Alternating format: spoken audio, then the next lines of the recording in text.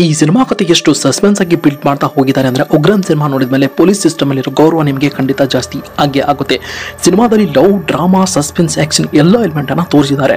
ಜೊತೆಗೆ ಸಿನಿಮಾ heroine Allari Naresh and heroine Meena Menon ತಮ್ಮ ಪಾತ್ರಕ್ಕೆ ಜೀವನೇ ತುಂಬಿ ನಟನೆಯನ್ನ ಮಾಡಿದ್ದಾರೆ.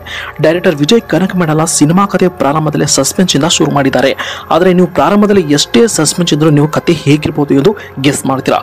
ಆದರೆ ಉಗ್ರಂ ಸಿನಿಮಾದ ಸ್ಟಾರ್ಟಿಂಗ್ ಅಲ್ಲೇ ಸಸ್ಪೆನ್ಸ್ ನ ನೀವು ಎಷ್ಟೇ ಗೆಸ್ ಮಾಡೋಕ್ಕಾಗಲ್ಲ. ಜೊತೆಗೆ ಒಂದು ಕ್ಲೂ ಕೂಡ ಸಿಗಲ್ಲ.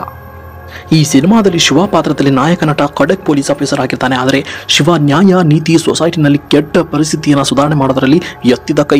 ಸಿನಿಮಾ ಸ್ಟೋರಿ ಒಂದು ಲೈನಲ್ಲಿ ಹೇಳಬೇಕಾದ್ರೆ ಅಥವಾ ಒಂದು ಸೆಂಟೆನ್ಸ್ ಅಲ್ಲಿ ಹೇಳಬೇಕಾದ್ರೆ ಆರ್ಟಿಫಿಷಿಯಲ್ ಬ್ಲಡ್ ಅನ್ನು ರೆಡಿ ಮಾಡಿಬಿಟ್ಟು ಬಿಸ್ನೆಸ್ ಮಾಡಕ್ಕೆ ಹೊರಟಿರುವ ಒಬ್ಬ ರಾಕ್ಷಸ.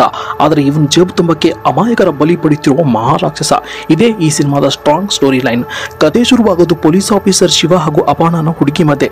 ಇಬ್ಬರ ಮಧ್ಯೆ ಲವ್ ಆಗಿರುತ್ತೆ. ಆದರೆ ಪೊಲೀಸ್ ಆಫೀಸರ್ ಶಿವ ಹಾಗೂ ಅವನ ಮೇಲೆ ಲವ್ ಆಗಿರೋ ಹುಡುಗಿ ತಂದೆಗೂ ಪೊಲೀಸ್ ಆಫೀಸರ್ ಶಿವಗೂ ಇಬ್ಬರಿಗೂ ಆಗಲ್ಲ. ಇಬ್ರು ಹಾವು ಮುಂಗ್ಸಿ ತರ ಜಗ ಕಿತ್ತಾಡ್ತಾ ಇರ್ತಾರೆ. ಇನ್ನು ಪರಿಸ್ಥಿತಿ ಹೀಗಿರುವಾಗ ಬೇರೆ ಹುಡುಗನ ಜೊತೆ ಅಪರ್ಣ ಮದುವೆ ಮಾಡ್ತಿರ್ಬೇಕಾದ್ರೆ ಅಪರ್ಣ ಅದೇ ಮದುವೆ ಮಂಟಪದಲ್ಲಿ ಎದ್ದು ಬಂದು ಪೊಲೀಸ್ ಆಫೀಸರ್ ಶಿವನನ್ನ ಎಲ್ಲರ ಮುಂದೆ ಕಿಸ್ ಮಾಡಿಬಿಟ್ಟು ಅವನ ಕೈ ಹಿಡಿದು ಮದುವೆ ಮಂಟಪದಿಂದ ಮನೆ ಬಿಟ್ಟು ಬರ್ತಾಳೆ.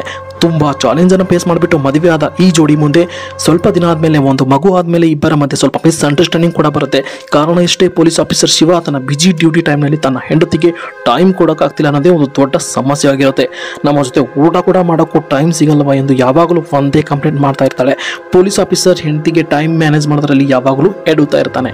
ಸಿಟಿನಲ್ಲಿರೋ ಗರ್ಲ್ಸ್ ಹಾಸ್ಟೆಲ್ ಅಲ್ಲಿ ನಡೀತಿರೋ ಗುಂಡಾಗಿರಿ ಯಾರು ಕೇಳದ ಗರ್ಲ್ಸ್ ಹಾಸ್ಟೆಲ್ ಹೆಣ್ಮಕ್ಳು ನರಕ ಅನುಭವಿಸ್ತಾ ಇರ್ತಾರೆ. ಕಡೆಕ್ ಪೊಲೀಸ್ ಆಫೀಸರ್ ಶಿವ ಸಿಟಿನಲ್ಲಿರೋ ಗರ್ಲ್ಸ್ ಹಾಸ್ಟೆಲ್ಗೆ ಹೋಗಿ ಅಣ್ಣನ ತರ ಕರ್ತವ್ಯನ ಮಾಡಿ ಕೆಲಸವನ್ನ ಮುಗಿಸ್ತಾರೆ. ಜೊತೆಗೆ ಗರ್ಲ್ಸ್ ಹಾಸ್ಟೆಲ್ ಅಲ್ಲಿ ಬರೋ ಗೂಂಡಾಗಳು ಬಾಲ ಕಟ್ ಮಾಡಿಬಿಟ್ಟು ಒದ್ದು ಒಳಗೆ ಹಾಕ್ತಾನೆ. ಆಗ ಇಡೀ ಗರ್ಲ್ಸ್ ಹಾಸ್ಟೆಲ್ ಹೆಣ್ಮಕ್ಳು ನಿಟ್ಟುಸಿರನ್ನ ಬಿಟ್ಟು ಪ್ರತಿಯೊಬ್ಬ ಪೊಲೀಸ್ ಆಫೀಸರ್ ಹೆಣ್ಣು ಮಕ್ಕಳಿಗೆ ಅಣ್ಣನ ಸ್ಥಾನ ತುಂಬುತ್ತಾನೆ ಎಂದು ಪ್ರೌಡ್ ಫೀಲ್ ಮಾಡ್ತಾರೆ. ಆದರೆ ಗೂಂಡಾಗಳ ಬಾಲ್ ಕಟ್ ಮಾಡಿಸಿದ ಪೊಲೀಸ್ ಆಫೀಸರ್ಗೆ ಇದೇ ಒಂದು ಕಂಟಕವಾಗಿಬಿಡುತ್ತೆ. ಪೊಲೀಸ್ ಆಫೀಸರ್ ಬಿಟ್ಟು ಗೂಂಡಾಗಳ ಮೇಲೆ ಪೊಲೀಸ್ ಆಫೀಸರ್ ಶಿವ ಹಾಗೂ ಅವನ ಫ್ಯಾಮಿಲಿಗೆ ಬೇಲ್ನಿಂದ ಹೊರಗಡೆ ಬಂದು ಟಾರ್ಚರ್ ಅನ್ನ ಕೊಡ್ತಾ ಇರ್ತಾರೆ. ಶಿವ ಮನೆಯಲ್ಲಿ ಇಲ್ಲದ ಟೈಮ್ ನೋಡಿ ಗೂಂಡಾಗಳು ಪೊಲೀಸ್ ಮ್ಯಾನ್ ಶಿವ ಮನೆಗೆ ನುಗ್ಗಿ ಪೊಲೀಸ್ ಹೆಂಡತಿ ಅಪರ್ಣ ಮೇಲೆ ಅಸಭ್ಯ ವರ್ತನೆಯನ್ನು ಮಾಡ್ತಾರೆ. ಅಪರ್ಣ ಎಷ್ಟೇ ಕಾಲ್ ಮಾಡಿದರೂ ಇಂಪಾರ್ಟೆಂಟ್ ಮೀಟಿಂಗ್ ಅಲ್ಲಿರೋ ಶಿವ ಕಾಲನ್ನು ರಿಸೀವ್ ಮಾಡದೆ ಸ್ವಿಚ್ ಆಫ್ ಮಾಡ್ಕೊಂಡು ಬಿಡ್ತಾನೆ.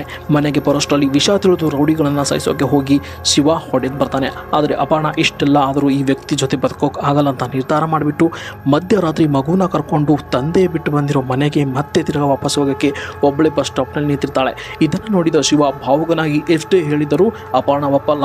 ಕೊನೆಗೆ ಮಗು ಮಾತು ಕೇಳಿ ಅಟ್ಲೀಸ್ಟ್ ಡ್ರಾಪ್ ಆದ್ರೂ ಮಾಡೋಕ್ಕೆ ಪರ್ಮಿಷನ್ ತಗೊಂಡು ಕಾರ್ನಲ್ಲಿ ಡ್ರಾಪ್ ಮಾಡೋಕ್ಕೆ ಹೋಗ್ತಾನೆ. ಕಪಾಲಾಗುತ್ತೆ. ಕಣ್ಬಿಟ್ಟು ನೋಡೋಷ್ಟರಲ್ಲಿ police officer Shiva ಹಾಸ್ಪಿಟಲ್ನಲ್ಲಿ ಬಿದ್ದಿರ್ತಾನೆ.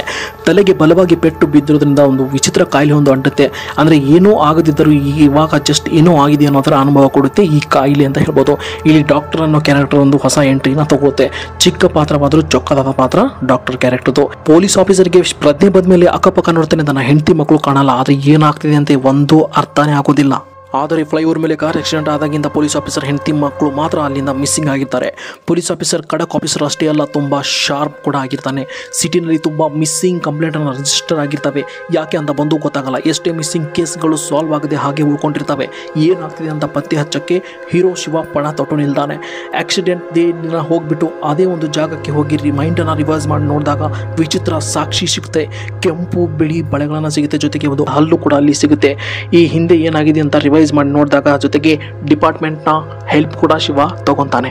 Police officer Shiva ಬಳಿ ರಹಸ್ಯ ತಿಳಿದು ಕಿಡ್ನಾಪ್ ಮಾಡ್ತಿರೋ ಬೇರೆ ಯಾರಲ್ಲ, ನಕಲಿ ಮಂಗಳಮುಖಿಯರು ಅಂತ ಗೊತ್ತಾಗುತ್ತೆ. ನಕಲಿ ಮಂಗಳಮುಖಿಯರ ಹಿಂದೆ ಬಿದ್ದ ಶಿವ ಸಿಟಿನಲ್ಲಿ ತುಂಬ ಜನ ನಕಲಿ ಮಂಗಳಮುಖಿಯರ ವೇಷವನ್ನು ಹಾಕಿಬಿಟ್ಟು ದುಡ್ಡು ಮಾಡ್ತಾ ಇದ್ದಾರೆ ಅಂತ ಗೊತ್ತಾಗುತ್ತೆ. ಹಾಗೆ ಮಂಗಳಮುಖಿಯರ ಬಗ್ಗೆ ಸಿನಿಮಾದಲ್ಲಿ ಒಂದು ಒಳ್ಳೆ ಮೆಸೇಜ್ ಕೂಡ ಕೊಟ್ಟಿದ್ದಾರೆ.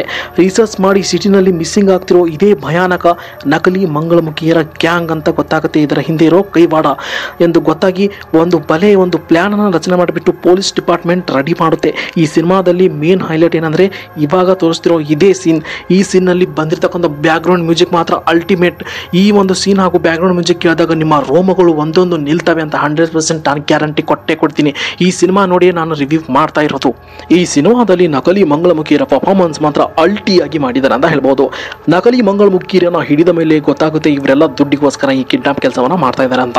ಇವರ ಮೇಲೆ ಒಂದು ದೊಡ್ಡ ಬಾಸ್ಗೆ ಇರ್ತಾನೆ. ಇದುವರೆಗೂ ಆ ಬಾಸ್ ನಾನು ನೋಡಿಲ್ಲ ಹಾಗೂ ತಿಳಿದಿಲ್ಲ, ಆತ ಮುಖ ಕೂಡ ತೋರಿಸಿಲ್ಲ. ಹಾಗೆ ಇವರು ದುಡ್ಡಿಗೋಸ್ಕರ ಕೆಲಸ ಮಾಡ್ತಾ ಇರ್ತಾರೆ.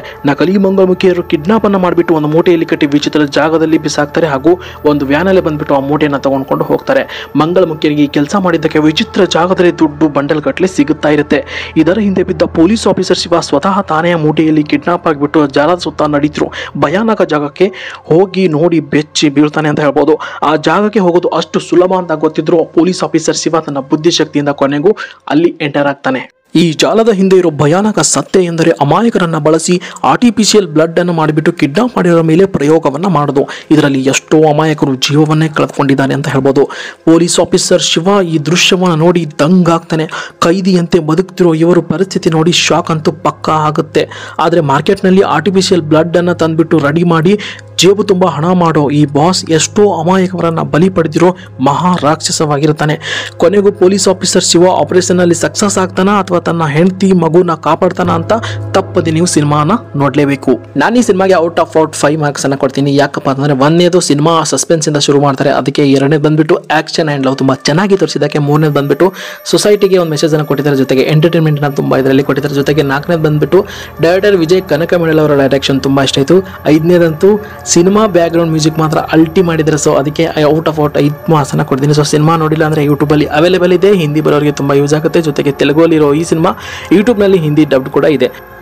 ಸೊ ನೋಡಿದ್ರಲ್ಲ, ಆರ್ಟಿಫಿಷಿಯಲ್ ಬ್ಲಡ್ ಅನ್ನು ರೆಡಿ ಮಾಡಿಬಿಟ್ಟು ಎಷ್ಟೋ ಜನ ಅಮಾಯಕರನ್ನ ಕಿಡ್ನಾಪ್ ಮಾಡಿಬಿಟ್ಟು ಅವ್ರ ಮೇಲೆ ಪ್ರಯೋಗ ಮಾಡಿ ಎಷ್ಟೋ ಅಮಾಯಕರಲ್ಲಿ ಪ್ರಾಣವನ್ನು ಕಳ್ಕೊಂಡಿರೋ ಈ ಸಿನಿಮಾದ ಒಂದು ನಿಜವಾಗ್ಲೂ ಇದು ನಡೀತಾ ಇದೆ. ಆರ್ಟಿಫಿಷಿಯಲ್ ಬ್ಲಡ್ ರೆಡಿ ಮಾಡ್ತಾ ಇರೋದು, ಆದರೆ ಆರ್ಟಿಫಿಷಿಯಲ್ ಬ್ಲಡ್ಡನ್ನು ಬರೋದಿದೆ ಅಂತ ಒಂದು ಕೇಳಿದ್ದೀನಿ. ಆದರೆ ಈ ಸಿನಿಮಾ ಮುಖಾಂತರ ಒಂದು ಮೆಸೇಜನ್ನು ಕೊಟ್ಟಿದ್ದಾರೆ. ಸೊ ನಿಮಗೆ ಇಷ್ಟ ಆಗಿದೆ ಅಂತ ಅನ್ಕೋತೀನಿ. ಸೊ ಯಾರೆಲ್ಲ ಮೊದಲನೇ ಬಾರಿ ಈ film crush Kannada YouTube channel ನೋಡ್ತಾ ಇದ್ದಾರೋ ಪ್ಲೀಸ್ ಸಬ್ಸ್ಕ್ರೈಬ್ ಮಾಡೋ ಮುಖಾಂತರ ಸಪೋರ್ಟ್ ಮಾಡಿ. ಹಾಗೆ ವಿಡಿಯೋ ರಿವ್ಯೂ ನಿಮಗೆ ಏನಾದರೂ ಇಷ್ಟ ಆಗಿದ್ರೆ ಲೈಕ್ ಮಾಡಿ. ಸಿಗೋಣ ಒಂದು ಮುಂದಿನ ಕಾಂಟೆಂಟ್ನಲ್ಲಿ.